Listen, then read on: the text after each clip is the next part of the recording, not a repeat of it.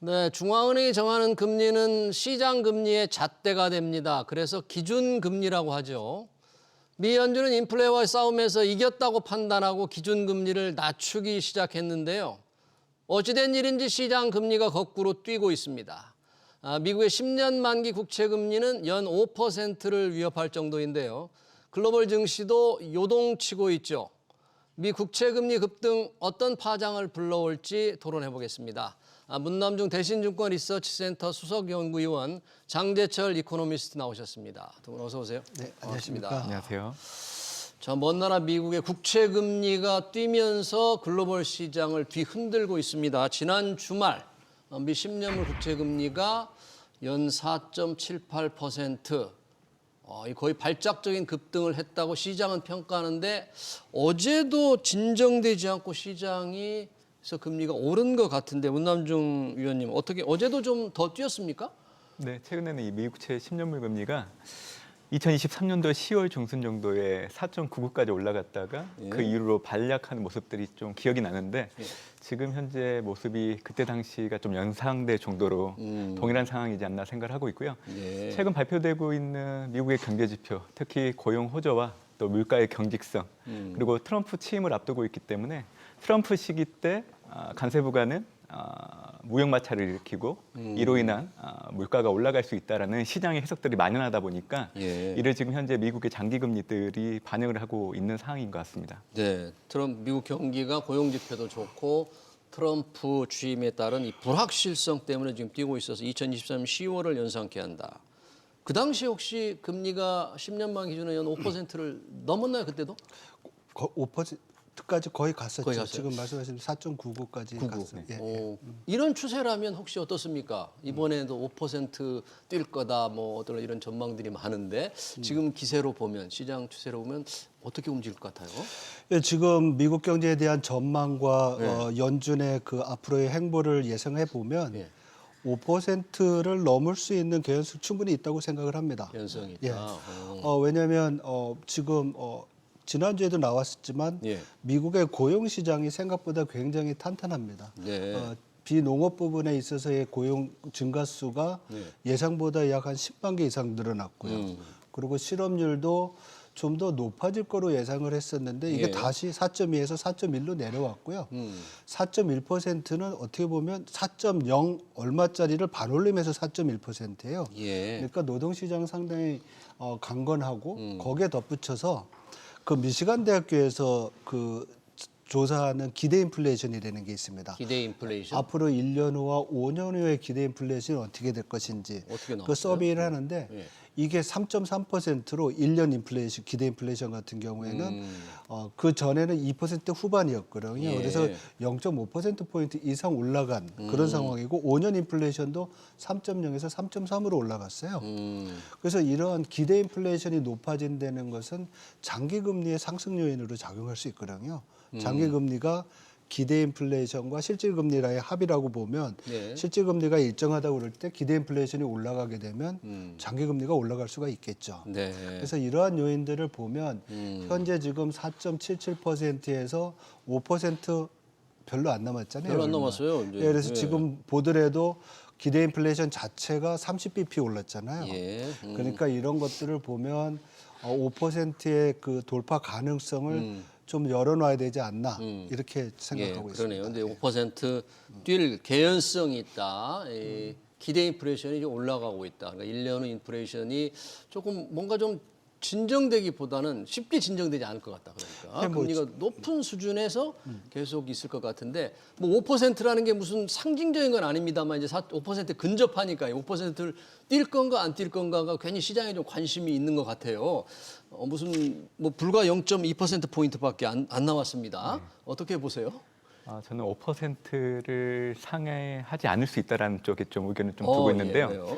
아까 얘기해 주신 것처럼 물가 향방을 결정하는 거는 실질 금리, 기대 인플레이션 분명히 영향을 미치는 요인이긴 합니다. 이제 제가 생각하고 있는 것들은 결국 과거의 경험상 놓고 본다고 하면 장기 금리 자체가 결국에는 물가, 그리고 이제 통화 정책, 네. 또 기관 프리미엄 세 가지 요인에 좀 많은 영향을 좀 받는 것 같은데 네. 지금 현재 미국채 10년물 금리를 놓고 본다고 하면 가장 극단적인 상황을 염두에 두고 형성될 가격대까지 올라올 정도로 좀 비이상적으로 좀 가격이 형성되지 않았나라는 생각을 좀 해보고 있고요. 예, 비이성적이다 지금이. 네. 그리고 이제 과거에 보통 이 세 가지 요인들 중에 가장 영향을 미치는 거는 물가였는데 예. 지난해 12월 달에 12월 FMC를 통해서 수정 경제 전망을 놓고 본다고 하면 분명히 연준이 올해 물가가 전년과 비교했을 때 올라가는 거를 상정해 놓긴 했습니다. 지난해 같은 경우에는 PCE를 기준으로 2.4, 네. 올해는 2.5, 그리고 내년부터는 다시 내려가는 걸 예측하고 있는데 예. 내년에는 2.1, 그리고 내후년에는 2%에 근접하는 거를 지금 전망을 하고 있거든요. 근데 이 숫자 자체가 지난해를 놓고 본다고 하면 12월 달에만 상향 조정이 됐지 그 이전에 3월, 6월, 9월에 수정 경제 전망 테이블을 놓고 본다고 하면 네. 매 분기마다 이제 물가가 좀 떨어지는 숫자 조정이 있었기 때문에 저는 사실 지난해 12월 달에 그 최종 정책 금리의 중위값, 레인지 그리고 실질 경제 성장률, 실업률, PC, 근원 PC 전망치가 네. 사실 트럼프 2기 행정부의 경제 정책, 통화 정책을 좀 반영하지 못한 부분들이 있다라고 생각을 하고 있기 때문에 결국 연준이 올해 이제 가장 먼저 도래하는 게 3월 FMC에 있는 네. 그때 이제 수정 경제 전망이 발표가 됐는데 네. 시점으로 놓고 본다고 하면 트럼프가 취임하고 나서이기 때문에 예.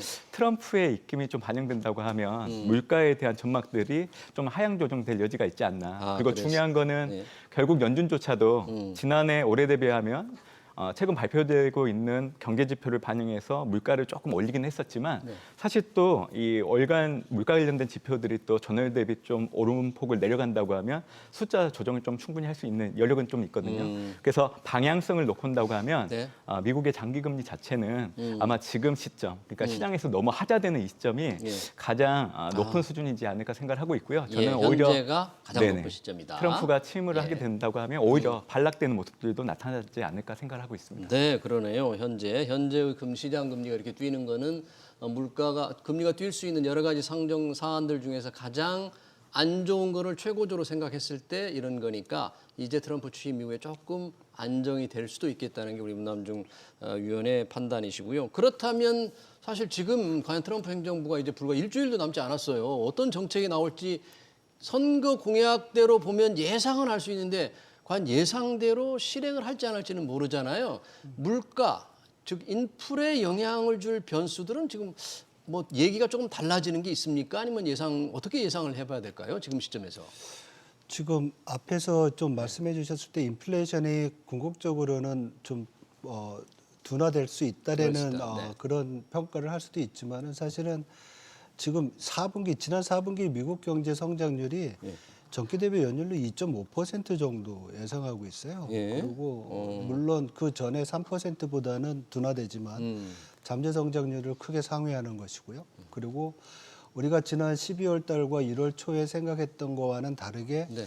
지금 연준의 올해 통화 정책의 스탠스 자체가 올해 2번 정도 내릴 수 있을 거라고 생각을 했었는데 뭐 점도표에서는 10월 그렇죠. 점도표 그렇게 예상을 했는데 점도표의 중간값 정도는 2번 정도 내릴 거로 생각하고 있는데 시장은 말씀드렸던 고용의 어떤 호조 그리고 인플레이션의 그 어떻게 보면 좀 하방 경직성 스티키하다고 그러죠. 이러한 것들이 적용이 되면서 우리 시장은 지금 올해 연준이 내려봤자 한 번 정도 내리겠다. 내려봐야 한 번 정도 내리고 지금 해외 IB들 중에서 일부는 올해 금리 인하 없을 거라는 얘기도 하고 있거든요. 예. 그리고 일부에서는 지금 실업률이 내려왔는데 앞으로도 실업률이 더 내려올 경우, 고용 상황이 좋아질 경우, 그리고 인플레이션이 더 둔화되지 않더라도 현 수준만 유지해도 금리 인상을 해야 된다는 주장을 지금 하고 있습니다. 금리를 오히려 올려야 된다. 올려야 된다는 거죠. 그런 그러면 주장까지 있어요? 이러한 여러 가지 불확실성들을 감안할 때 지금의 그 10년물 금리 4.7%, 4.8%가 과연 우리가 업사이드를 뭐 무시해야 되느냐 그렇지 않은 거라고 저는 생각을 하고 있어서 말씀드린 거고요.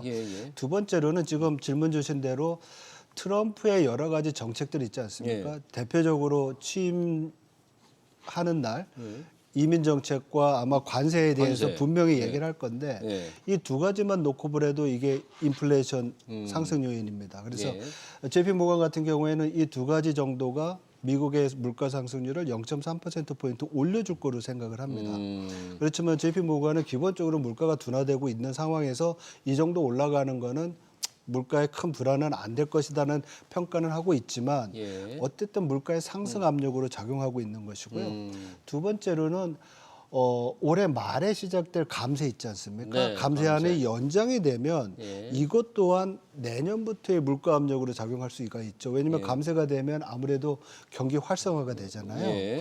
그래서 올해 지금 우리가 10년물 금리나 아니면 국채 미국채 금리를 본다고 하면 상반기에 높았다가 중반에 좀 낮아졌다가 하반기에 또 다시 올라갈 수 있는 그래서 이 고금리 환경이 올해 내에 예. 당초 전망처럼 우하향하면서 내려갈 것이 아니라 어쩌면 내려왔다가 다시 올라가는 이러한 정도의 어떤 그 변동성도 우리가 지금 감안해야 되는 상황입니다. 예. 그러니까 금리가 쉽게 내려가지 않을 것 같다. 여러 가지 요인상 이렇게 장재철 이코노미스트께서 이제 봐주셨는데 시장 금리 기대치 점도표에서는 올해 2차례 금리 인하를 예고했지만 실제는 한 번 또는 안 내릴 가능성까지 또는 인상할 가능성까지 예상하는 사람도 있다는데 테이블 위에 올려놓는다. 그러면 이제 남종 의원님 연준의 FOMC가 1월 있고요. 3월, 5월, 6월로 이렇게 이어지잖아요. 네.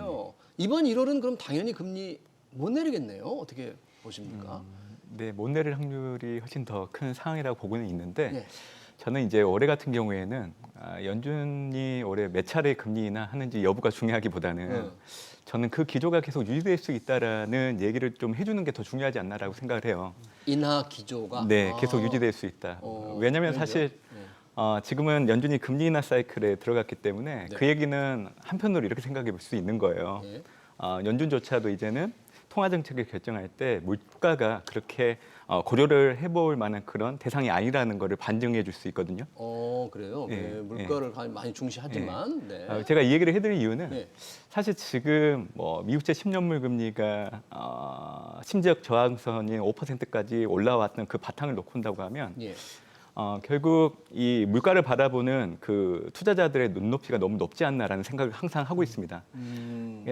어떤 식으로 해석을 하시면 되냐면 물가가 급등했을 때 중앙은행이 할 수 있는 가장 빠른 수단은 금리 인상입니다. 분명히 금리 인상을 하게 된다고 하면 물가가 잡히기 시작을 하는데 사실 금리 인상기, 금리 중단했을 때 시점, 그리고 금리 인하 사이클에서 물가가 내려오는 그 폭은 다를 수밖에 없어요.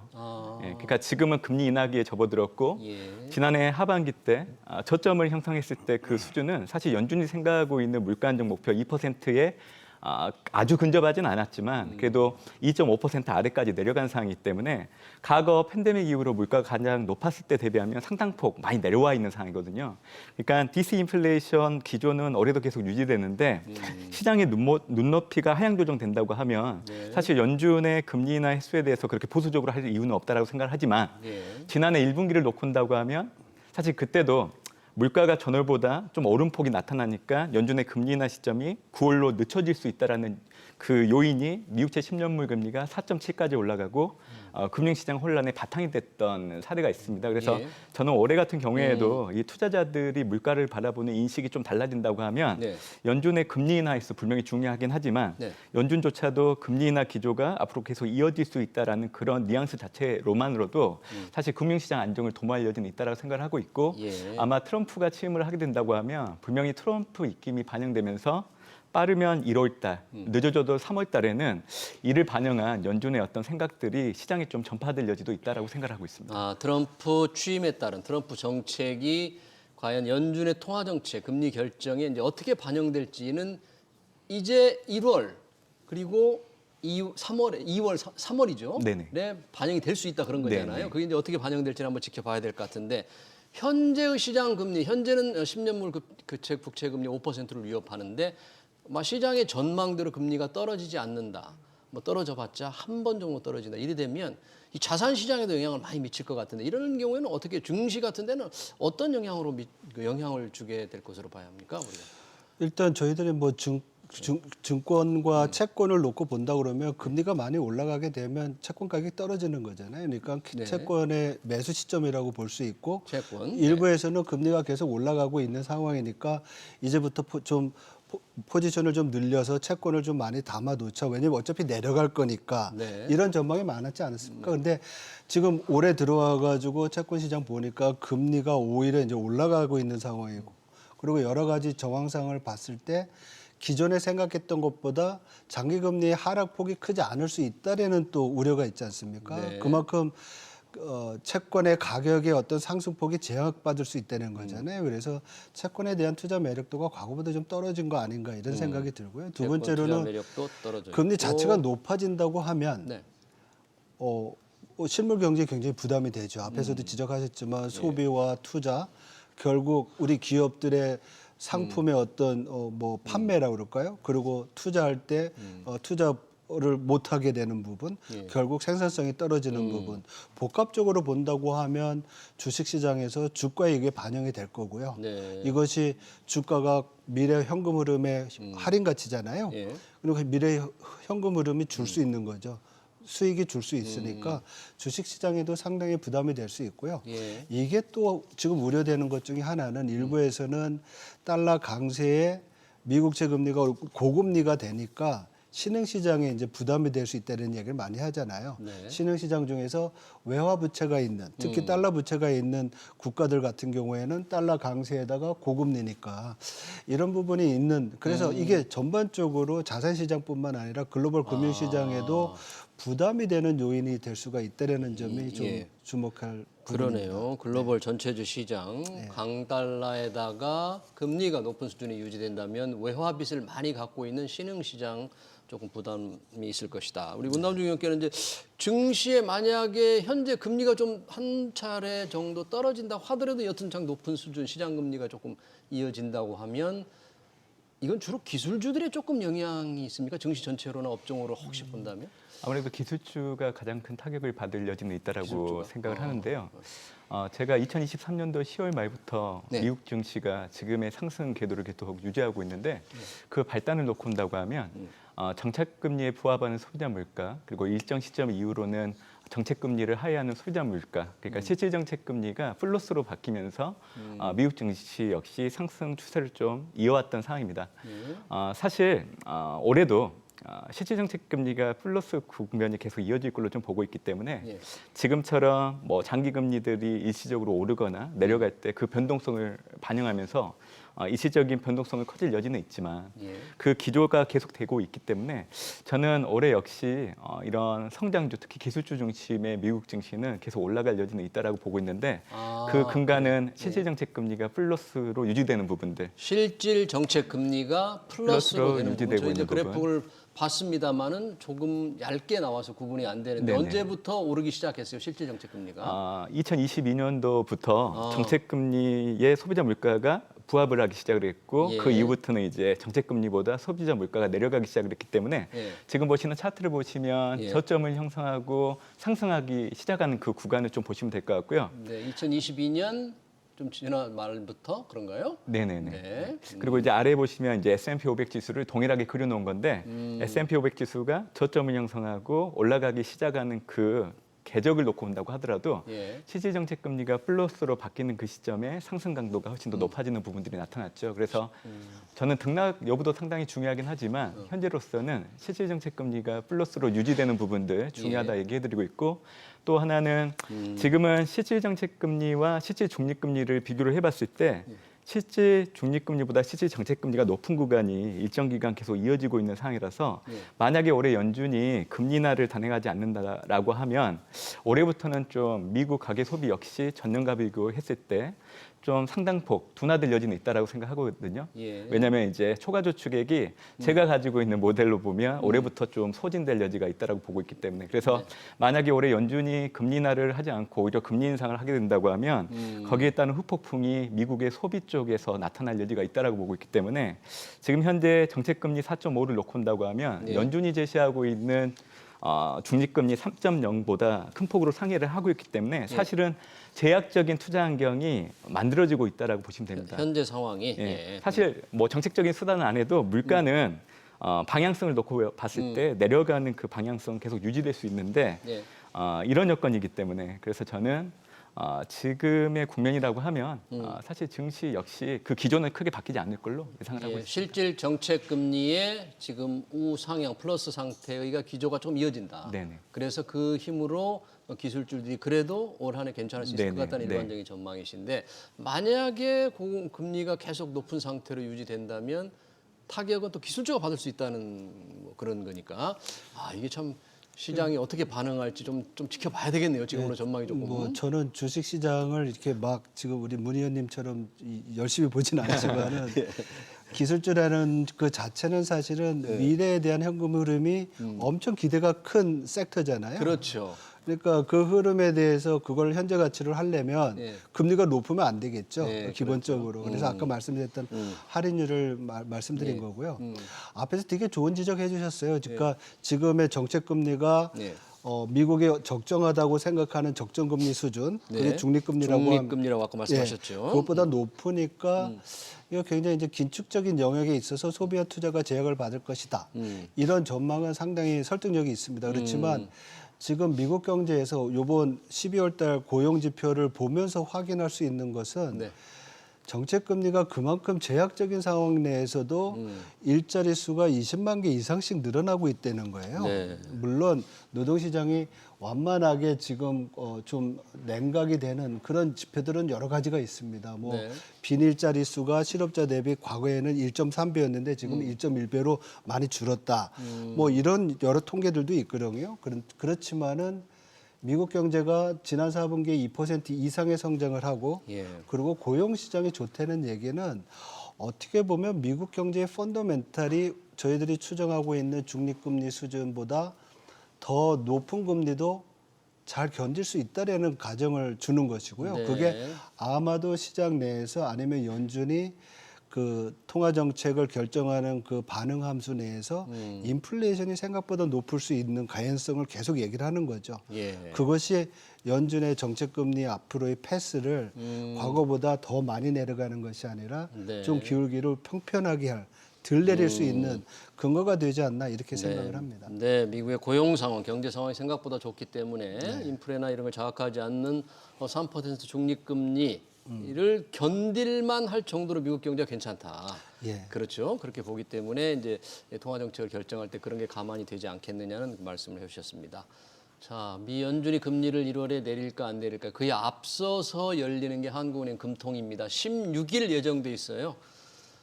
미국 경제는 뭐 괜찮지만 우리 경제 상황이 워낙 안 좋은데 또 환율 불안은 높고 과연 우리 한국은행 금통위는 어떤 결정을 해야 할까요? 또 하게 될까요? 많은 분들이 이미 25pp 금리 인하를 인하 쪽으로 예상을 하고 있는 것 같아서 예. 뭐 그 의견들이 이번에는 좀 맞지 않을까라는 생각을 좀 해보고 있고요. 예. 어차피 한국은행은 지난해 이미 물가 안정 목표 2%를 하회하는 물가를 경험을 하고 있기 때문에 더 이상 물가는 한국은행의 통화 정책에 그렇게 큰 영향을 주는 변수는 아닌 것 같습니다. 예. 다만 지금 한국 경제 체력이 워낙 좋지가 않고 예. 또 한국은행의 금리 인하가 좀 늦었다는 그 판단들이 최근 들어서 많이 높아지고 있는데 네. 결국 고금리에 따른 내수 부진이 경제 체력이 약화되는 가장 큰 원인이기 때문에 예. 현재 같이 재정 정책을 쓰기 어려운 상황에서는 사실 연속적으로 금리 인하를 하는 게 맞습니다. 그래서 저는 개인적으로는 올해 분기별로 한 번씩은 계속 좀 금리 인하를 해줘야 분기별로 한 번씩 네 차례. 네. 오. 재정 정책을 만약 쓰지 않는다라고 하면 그나마 우리나라 잠재 성장률 2%로 추정되고 있는데 그나마 여기에 부합하는 실질 경제 성장률이 좀 도달할 여지가 있지 않을까라는 생각 좀 해보고 있습니다. 네, 사실 우리 경제 상황 정말 아주 안 좋습니다. 탄핵 정국이 겹쳐가지고 특히 중소 영세 상인들의 고생이 큽니다. 시장 경기가 워낙 좋지 않기 때문에 만약에 재정이 적극 대응하지 못한다면 문남중 의원은 한국은행에서라도 금리를 분기별로 네 차례 내려서 시장을 좀 어떤 뭐 경기를 좀 살려야 되지 않겠느냐 말씀해 주셨는데 지금 재정 문제를 가지고는 야당이 조금 강하게 주장을 하고 있죠. 조기에 추가 경정 예산을 편성하라 정부와 여당이 압박을 하고 있습니다. 아직 이제 저 구체적인 논의는 이루어지지 않고 있는데 만약에 추경 편성이 현실화된다면 재정이 더 늘어나게 되니까 집행이 늘어나게 되니까 이게 우리 재정 상황이라든지 우리 시장 금리 이런 데 영향을 좀 금리 상승 요인이 되지 않을까요, 우리도? 분명히 적자 국채 발행을 하면 예. 뭐 올해 197조 이상의 국채 발행을 예상을 해놓고 예. 더군다나 뭐 통환채도 20조 정도 발행하기로 했거든요. 그러니까 시장 내에 채권 발행이 많은 상황에서 적자 국채를 발행하면 국채 가격의 하락 요인이 되고 또 금리가 올라갈 수 있는 요인이 될 수 있습니다. 그렇지만 뭐 다 아시다시피 올해 11월부터 그 국제 채권 지수, 위급이 지수에 우리가 들어가면서 예. 약 한 뭐 앞으로 70조 이상의 채권 자금이 들어올 겁니다. 다 한꺼번에 들어오진 않지만은 네네. 그래서 올해 하반기부터는 이런 자금들이 좀 들어오면서 그런 금리의 상승 압력을 좀 줄여줄 수는 있을 것 같아요. 근데 중요한 것은 한국은행이 기준금리를 올해 몇 번 내리냐의 문제인 것 같아요. 그런데 앞에서 문 의원께서는 네 번 정도 내려줄 내렸으면 것이다. 좋겠다. 내려야 된다. 이렇게 이렇게 주장을 하신 말씀드렸는데 거죠. 저는 올해 상반기 중에는 기준금리 인하로 경기에 대응을 하고 2분기부터는 추경이나 2분기 이후부터는 재정 쪽에서의 그 역할을 받는 게 맞지 않나 이렇게 보고 있습니다. 왜냐하면 연준이 생각보다 굉장히 매파적으로 나가고 있고 우리가 금리 인하폭을 뭐 25bp나 50bp 정도 내렸을 때 외환시장이 주는 충격은 크지 않을 수도 있습니다. 왜냐하면 여러 가지 다른 외환시장 안정장치들이 있기 때문에 그래서 중요한 것은 금리를 만약에 많이 내렸을 경우에는 하반기에 가서 그동안 좀 잠재워놨던 뭐 금융 불안 요인들, 가계의 어떤 부채라든지 이런 부분들이 또 다시 자극되면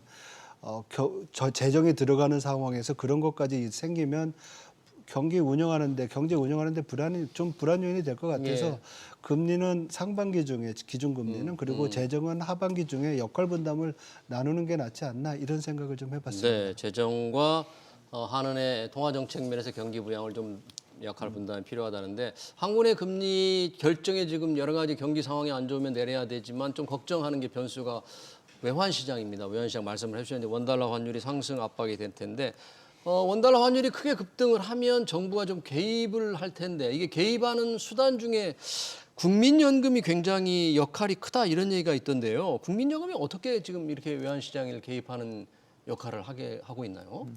일단 수급적인 부분에서 환율 안정을 진정하기 위한 자금을 좀 활용할 수 있는 부분들이 거론되고 있는 것 같긴 하는데요. 저는 사실 그 요인보다는 지금 원달러 환율이 안정을 보였던 그 시점을 되돌아보면 지난해 12월 27일 헌재에서 변론 준비 기일을 27일 오후 2시에 시행을 했는데 30일부터 원달러 환율이 고점을 형성하고 안정되기 시작을 했고요. 이번 달 같은 경우에도 3일날 2차 변론 준비 기일이 있었는데 그 이벤트를 지나오면서 환율은 좀 안정되는 모습이 나타나고 있습니다. 그래서 저는 대외적인 요인들도 분명히 원달러 환율에 분명히 영향을 미치는 요인이긴 하지만 금일 오후 2시부터 이제 변론 기일 1차가 진행되고 있고요. 그리고 매주 화요일, 목요일 2번씩 5차례에 걸쳐서 진행이 된다고 하면 원달러 환율 역시 지금보다는 좀 강세로 좀 돌아설 여지가 있다라고 생각을 하고 있고요. 정치적 불확실성 그게 조금씩 해소될 일정이 정해지는 거에 따라서 환율 안정의 가능성이 좀 있다 그런 얘기네요. 저는 이제 그 변수를 상당히 중요시하고 있고 실질적으로 원화가 안정을 좀 보이고 있기 때문에 저는 정치적 이벤트에 연동되는 원달러 환율 흐름을 일단 좀 지켜봐야 된다라는 생각 좀 해보고 있습니다. 네, 잘 알겠습니다. 미 국채 금리 연 5%를 위협할 만큼 급등하고 있는 상황에서 과연 글로벌 시장이 어떨 것인가 관련 토론 여기서 마치도록 하겠습니다. 지금까지 문남중 대신증권 리서치센터 수석연구위원 장재철 이코노미스트였습니다. 두 분 고맙습니다. 네, 고맙습니다.